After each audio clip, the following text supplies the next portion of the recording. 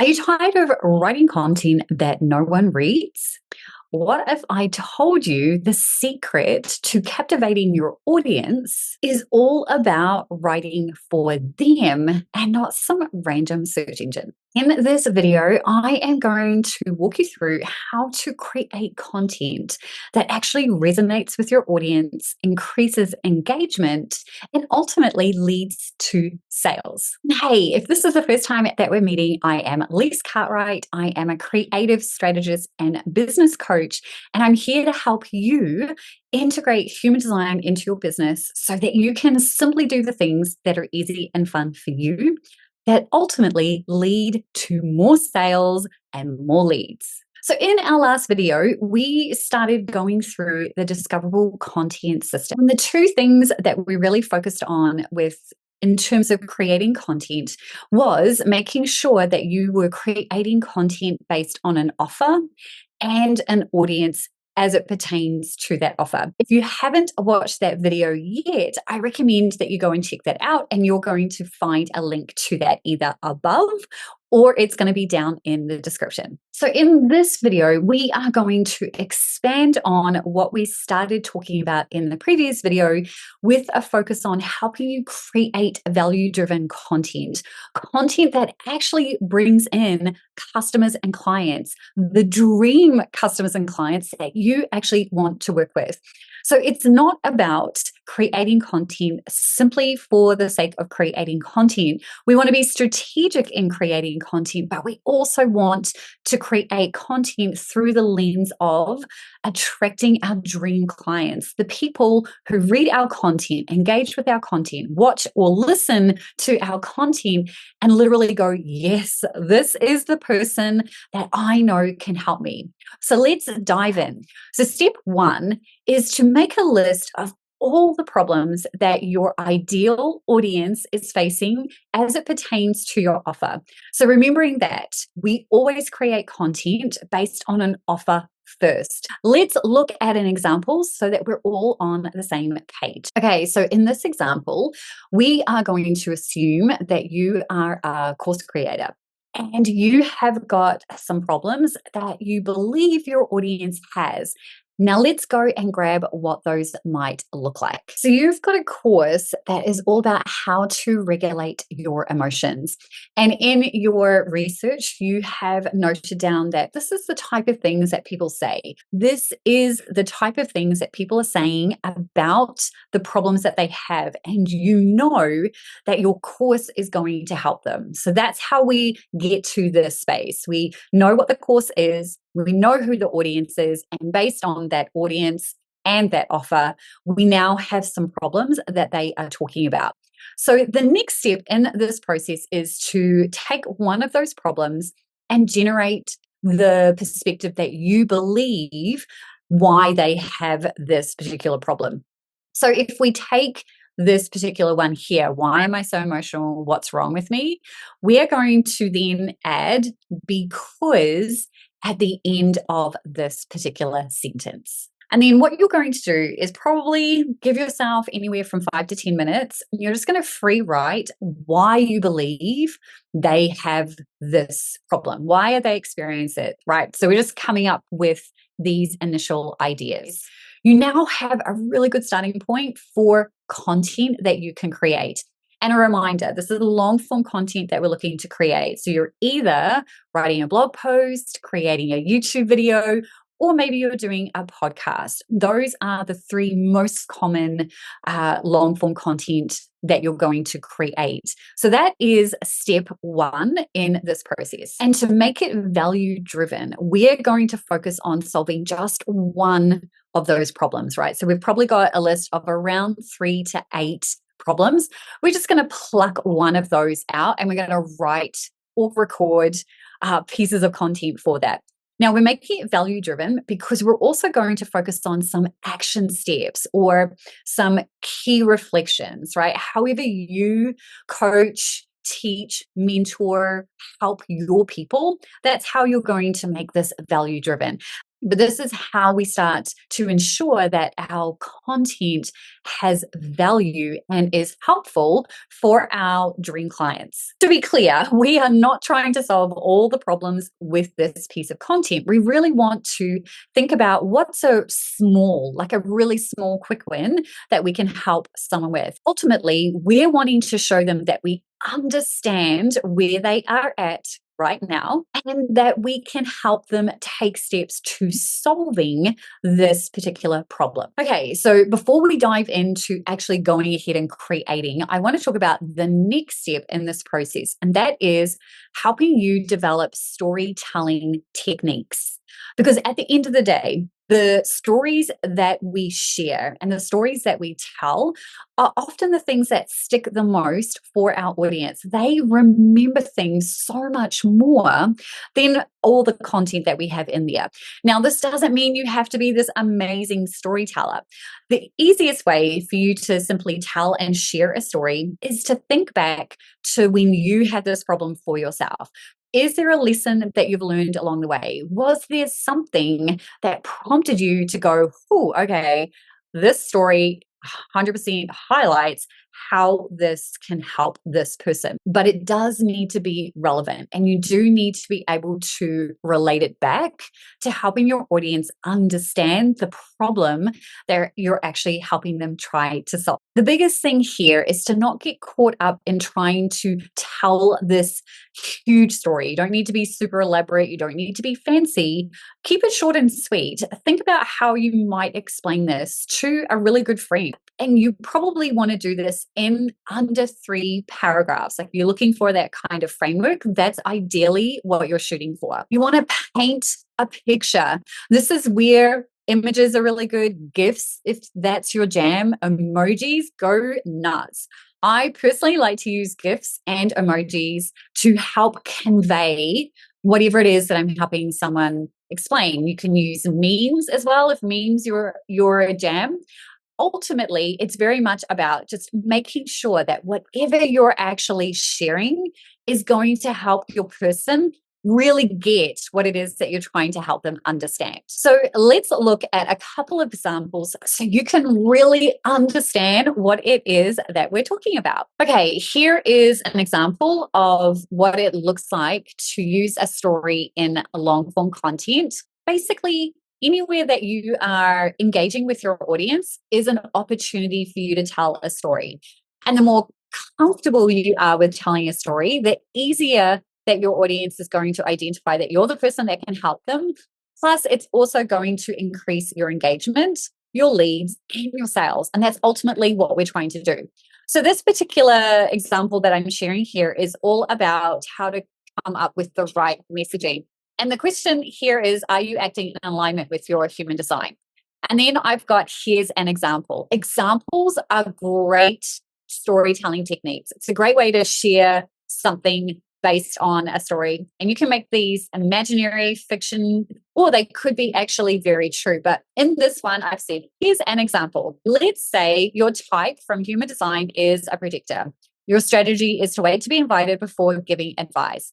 But you've chosen to ignore this. Instead, you've created an offer based on a problem you saw your target audience was having. You know you can help them solve it. You create an amazing sales page. You have gorgeous images, and your launch plan is solid. So you send out your first email to your list. You don't have any expectations of getting sales on the first day because you know most people will buy on the last day. You are surprised that only 1% of your email list clicked on your sales page link though. But you shove aside any negative thoughts because it's only 24 hours since your email went out. Over the next 5 days, you have emails scheduled, social media posts and videos scheduled, and you're ready and waiting to welcome your new customers. The last day rolls around and you check your sales page stats. You've had about 300 views, which is awesome, but still no sales. As the day draws to a close, you end your launch with 1 sale. You spend the next few days feeling extremely bitter about the whole thing and consider deleting all your email subscribers and closing your business. You are tired of putting all this effort in only to get abysmal results. This is what happens when you work out of alignment with your strategy.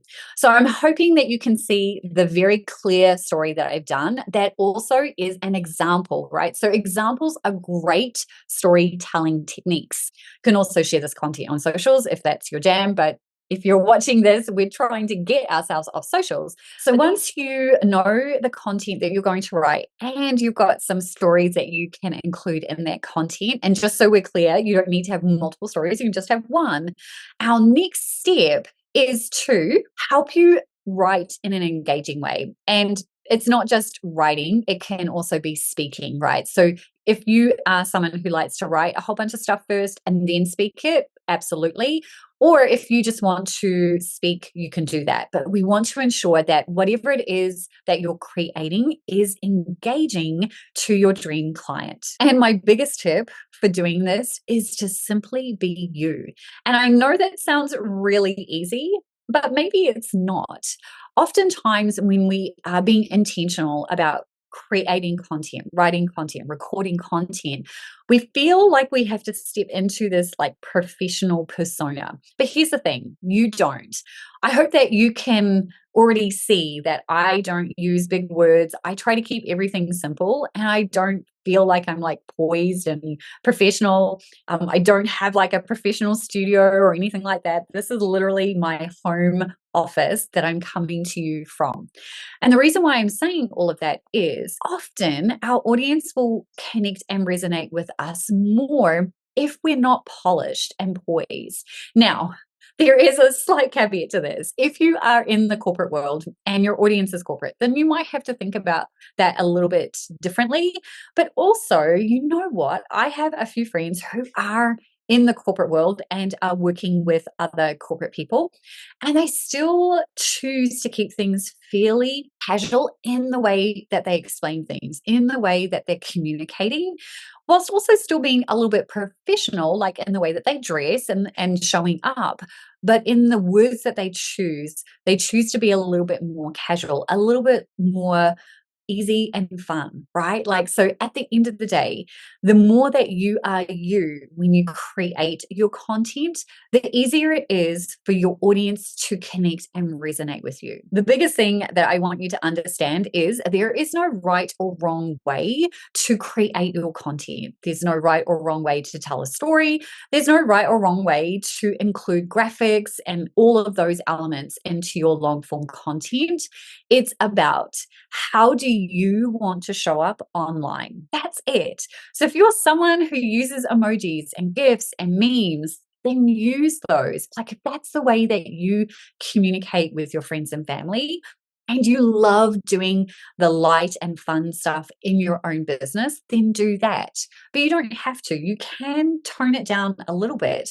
Ultimately, it's very much about this, right? It does get to be easy and fun. Do the things that just come natural to you. So once you've got all of that kind of situated, you know what that's going to look like. Now you're ready to create your content. So now what I would recommend is time blocking, getting your content down, and I definitely recommend doing a first draft.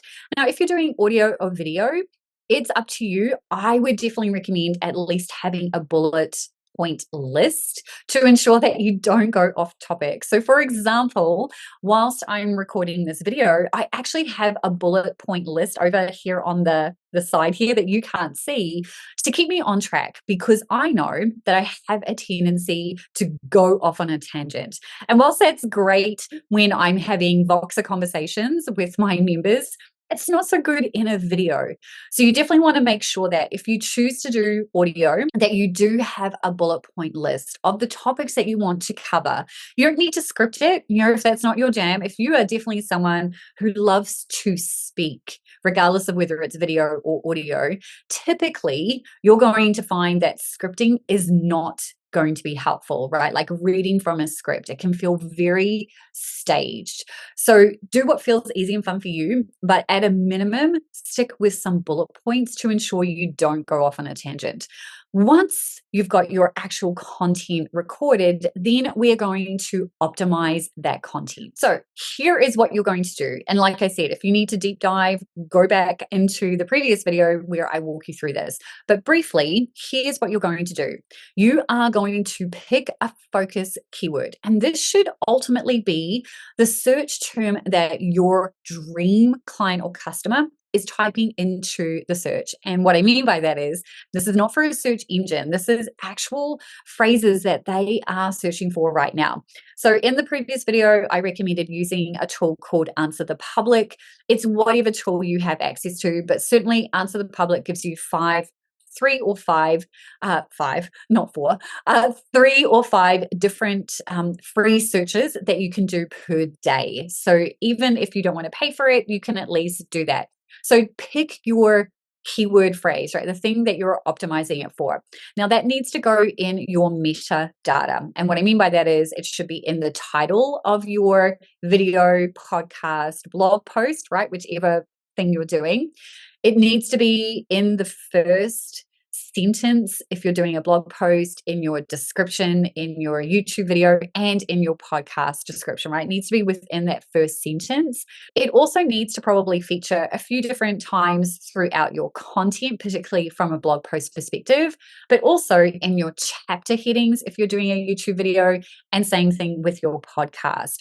Couple of headings will also be helpful, but make sure it's natural, right? This is not about keyword stuffing. We're looking to be discovered. We're not looking to try and get on the first page of Google search results, although that is a benefit, right? We talked about that in our previous video, but that's what you're going to do. You're going to choose that focus keyword and you're going to go through and optimize your content based on that. And then the second thing that you're going to do is you're going to ensure that you have got a clear call to action to your offer. And the way that you want to think through that is, what's the next step? When someone gets to the end of this particular piece of content, what action do you want your person to do? So maybe that is to buy the offer that this directly relates to. Or maybe there is a mini step in between. You decide, but ultimately you're going to have a call to action that is kind of along the lines of, if you enjoyed this content, or if you're ready to take the next step, here is where you can find that information, right? That's what that's going to look like. You can have an image, you can have a hyperlink. It doesn't need to be super crazy, but you just want to ensure that you have a very clear call to action. So now that we've optimized and we've done all the things, the very last thing that we want to think about is measuring our success. What are the metrics that we need to keep an eye on to make sure that this is actually doing stuff for us, right? Again, we're not creating content for the sake of creating content, but we also want to make sure that the optimizations that we have made to our content are actually doing the thing that we want it to do. That is to lead to more sales, or to bring more people into our world, because you can optimize your content to get people onto your email list as well. It's always your choice.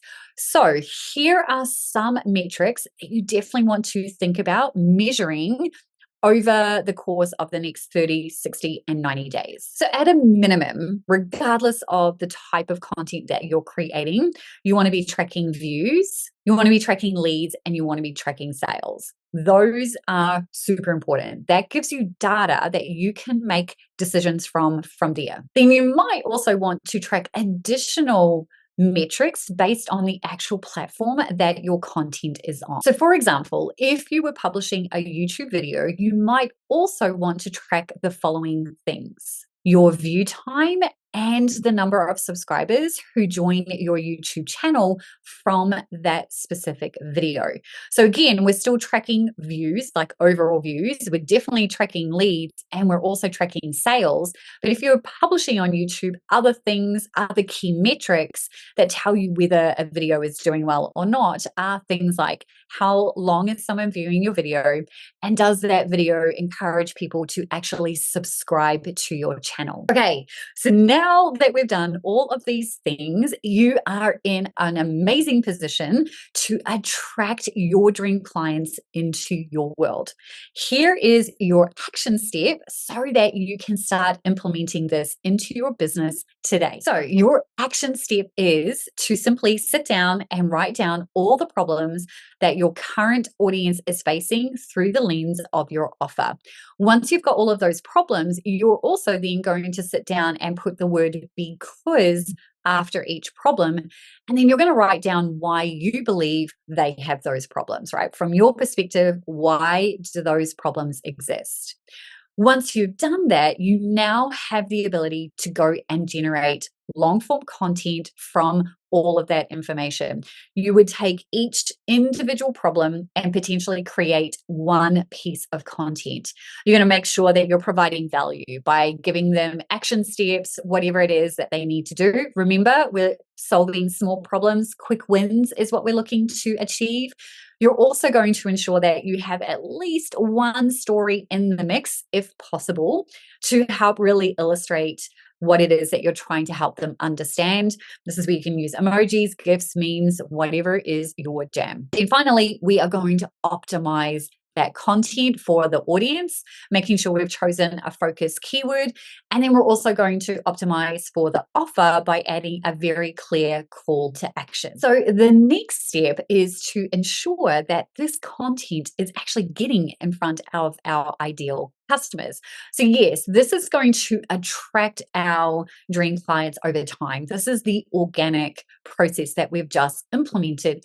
But let's light a little bit of a fire underneath this content so that more of our people can get in front of it. And here's the thing, we could absolutely post this all over socials, but we are not about that life. We're looking to leverage what we already have in place. So what are we going to do instead? Well, I am going to walk you through the number one paid ad that you can run to attract your dream client. This is going to literally, like I said, put a fire underneath the organic process we've just implemented. And the best part, it only costs $5 a day. And I cannot wait to share that with you. I'll see you there.